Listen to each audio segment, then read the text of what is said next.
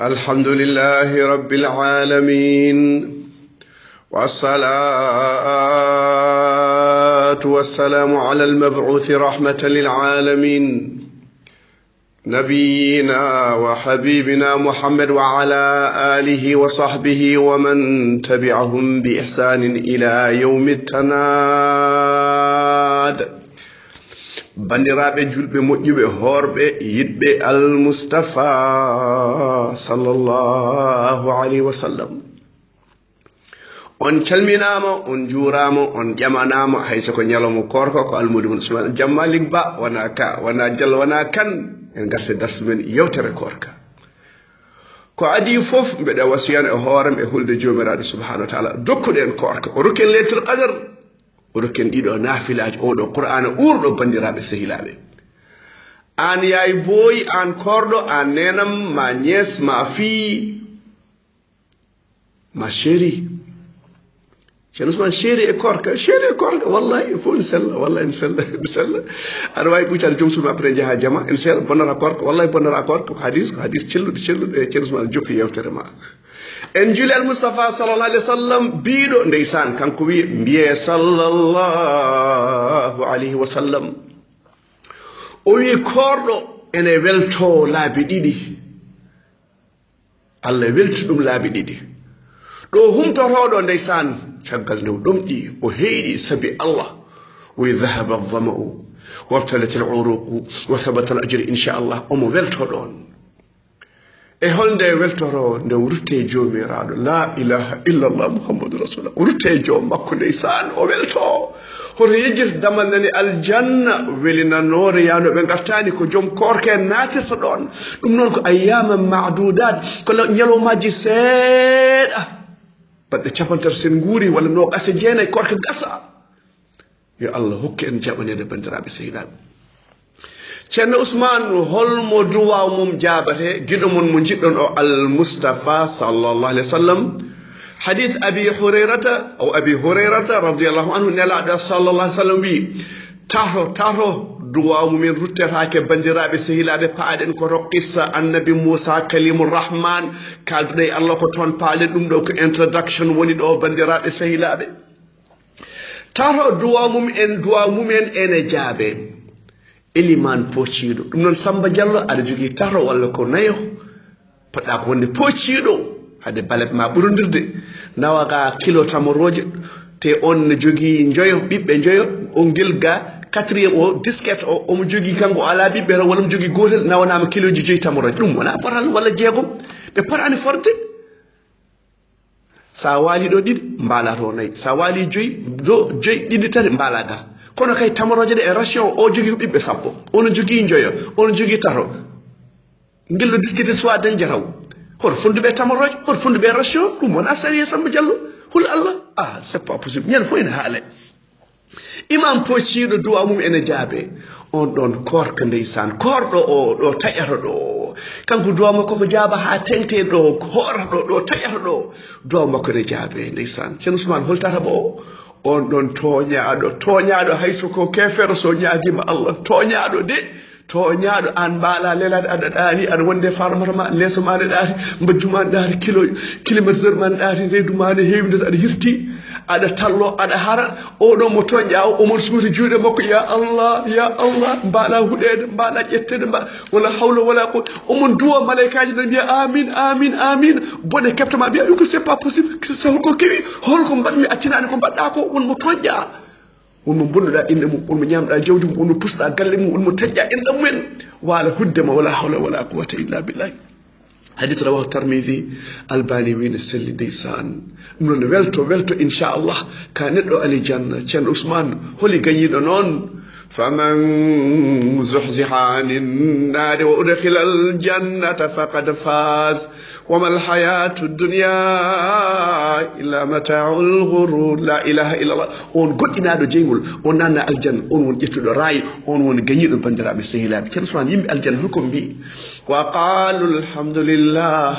وقالوا الحمد لله الذي هدانا لهذا وما كنا لنهتدي لولا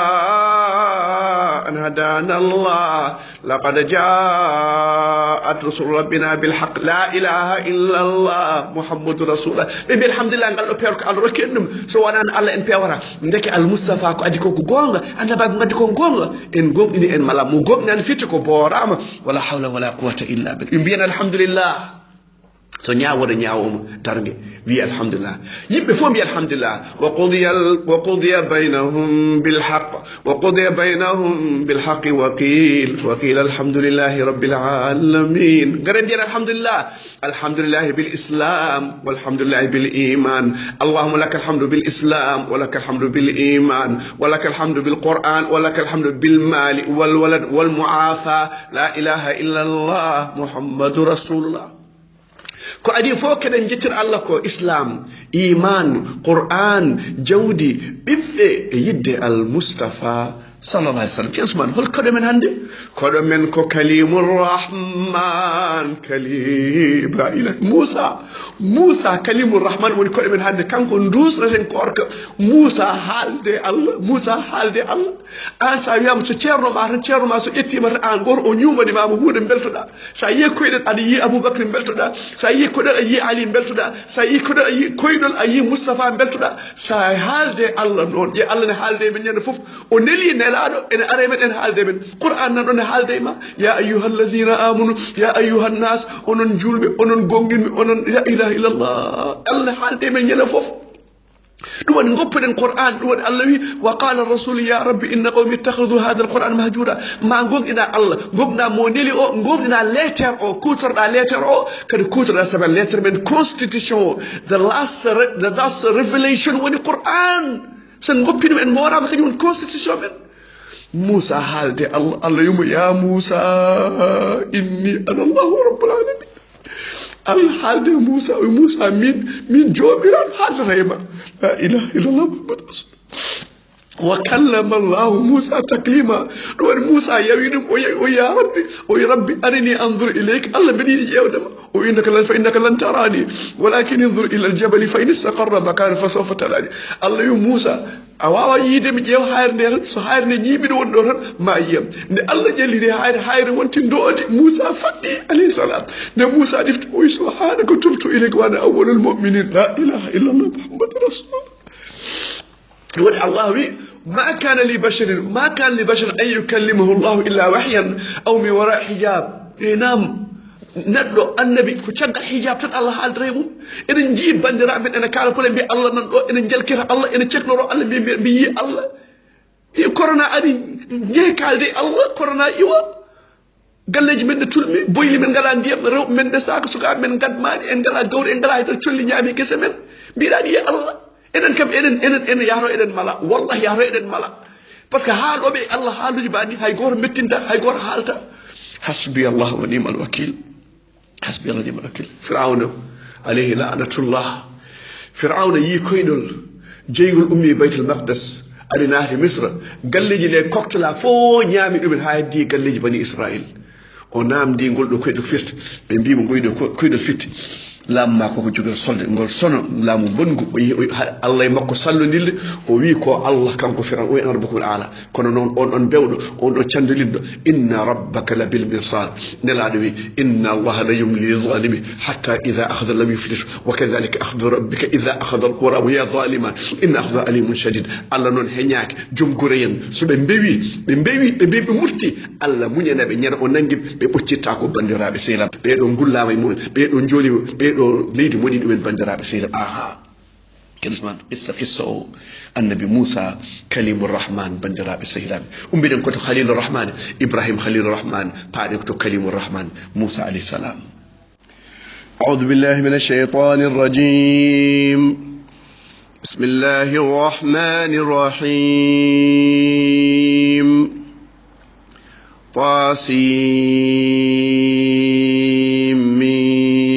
طاسيم تلك آيات الكتاب المبين نتلو عليك من نبأ موسى وفرعون بالحق لقوم يؤمنون إن فرعون علا في الأرض وجعل أهلها شيعا يستضعف طائفة منهم يذبح أبناءهم ويستحيي نساءهم إنه كان من المفسدين ونريد أن نمن على الذين استضعفوا في الأرض ونجعلهم أئمة ونجعلهم الوارثين ونمكن لهم في الأرض ونري فرعون وهامان وجنودهما منهم ما كانوا يحذرون تاسين ميم كتاب لسان oɗo jangade o yahani université hay goto meeɗa jangindemo o fina subaka wiya Qasim al-Mustafa makkanaɓe oɗon mbawi arab oɗon jogui doctorat en littérature gadde aya goto قل لئن اجتمعت الإنس والجن على أن يأتوا بمثل هذا القرآن لا يأتون بمثله ولو كان بعض لبعض ظهيرا وفي ذلك الكتاب لا ريب فيه دفتر واتر introduction أو بين الدفتر ده أوي نديرو دفتر على سيك grammatical historically botanic physics كلا كنت جد دفتر نهين ما فرنا في الكتاب من شيء ما فرنا في الكتاب من شيء ندير دفتر على إيراد بندرة بسيلمون دفتر على القرآن الكريم آية جلير أمودهن الله نجمته نحن نقص عليك أحسن القصص بما أوحينا إليك الله ينقصنا عند إنسان قصة موسى فرعون لقوم يؤمنون ونقوم إيمانون قال مصطفى كهالي كوكوغون كوفدي كوكوغون قرآن كوكوغون درنج كوكوغون جينغول كوكوغون أليجان كوكوغون كورد إن يبي كهوري كوكوغون مهوران يبي ويرنديم أسجم تجي تك suma yeso tawi o salima o yeddi ko arka bandiraɓe sehilaɓe aynam irfa fir'aun o mufti bandiraɓe sehilaɓe o jartude ni o ƴetti bani israil o serdiɓe ɓeɗo waɗi lohɓe ɓeɗo liggin ɗumen o waɗi sukaɓe worɓe o wurni sukaɓe rewɓe o oppi rewɓe wiyama comme ko laamu makko solata koye bani israil o wone hersude sukaɓe worɓe bandiraɓe sehilaɓe kala cukalel jibiniguel yimɓe tan ne jogui jasiji ene jogui koyne goppuji noon wiyete ene jogui bafɗi ene ceeka deedi ene mbara sukaɓe wala hawla wala quwwata illa wala so cukalel jibinama tawi ko gotel ɓe mbara ɗum la ilaha illallah innahu kana min mufsidin Allah noon ɓen ɗon lohnoɓe hande janggoɓe godda sembinɓe on jii Habbaɓe en on jii Sohaybe en on jii Ammar en on jii Bilal en hankiɗoɓe leptatno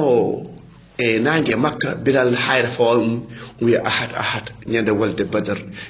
badar Abou Jahli dawi bongol Mughira dawi bongol goro boneji Makka dawi borgol hol sababu ɓe dikkima Allah ɓe dikki al-Mustafa ɓe dikki Qur'an ɓe dikki sunnat al-Mustafa sallallahu alaihi wasallam wa nurid an namunna ala alladhina asrafu fil ard wa naj'al a'imma wa naj'al warithin e nam ɓeɗo lohnoɓe hande gouverneur wondare mabɓe hay goto wondare mabɓe eɓe jalkite eɓe tooñi eɓe jaale jangode san holkon imam mabɓe yawma nadu kulla unasin bi imamim al-Mustafa woni imam mabɓe ɓe ndewo caggal makko ɓe jara e waydu makko ɓe jara hen juɗɗo makko tedduɗe garɗo yarani hen on yarta hen on nefɗo sunna kaɓiɗo sunna haaɓi al-Mustafa haaɓi Allah ɓe mbiya ɓe jara e waydu nelani yo goppe ɓe gara ko leñonam malaika mbiya mbaɗa anda ko mbaɗi caggal ma ko ɓe mbayli dinama oye sohkan bu'adan la ilaha illallah wa yawma ya'addu adh-dhalimu ala yadihi yaqul ya laytani ittakhadhtu ma'a rasul sabila ya waylata laytani lam attakhidh fulanan khalila laqad adallani an dhikri ba'da idh ja'ani wa kana ash-shaytanu khadula ويجا فيرم بني إمرأة المصطفى gaari bonni feram koye makko ndewnomi minen jaadanno minen gartittuno min jalkata qur'an min jawo jom qur'an nde wona ɓe ngala wutteji kede jom qur'an jiɗan ko miskino ko jankiriɗo o hewani guttu o mawni kinaki kullen ko mawni kiniɗo kullen ko jom kaalis kon jom qur'an nde famɗeɗo horma bandiraɓe sehilaɓe aynam wa nuridu an munna ala alladhina sudifu fil ard wa naj'alhum a'imma wa naj'alhum warithin kamɓe nonata leydi ndi kange o kaalis o aljanna o ko yiɗɓe allah ɓe ko ɓen donata ɗum bandiraɓe sehilaɓe wa numakkina lahum fil ard wa nuriya fir'auna haman junatuma minhum ma kan yahdharun fir'auna e haman maɓe kolle koɓe ndentorno ko en dentarno ko lammaɓe hoto sol kalisaji hoto jaa basangeji ɗi otoji ɗi ɗum ɗo ɓe jiɗano yaada aywa ɗum waɗi haɗade allah kala ɗo jiiɗa les gros bonnet ko ɓuuren hewde yiɗa sunna yiɗa diine yiɗa kule allah yiɗa aske hoto ñaame riba hoto mbaɗe ko boni hoto gujje hoto ciire hoto détourné faut pas manger les caisses l'argent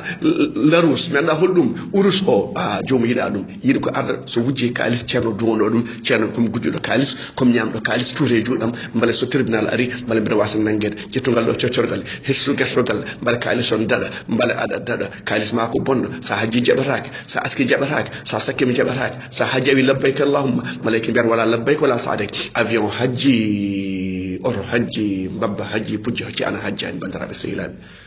ونمكن لهم في الأرض ونري فرعون حمان وجنودهما منهم ما كان يحذرون سنقولي هاجنغ كان يوم موسى هلكو دني وهلكو ودي سنقولي دين بين إلى اللي هاجنغ بندرا بسيرا بينهم فستذكرون ما أقول لكم وأفوض أمري إلى الله إن الله بصير بالعباد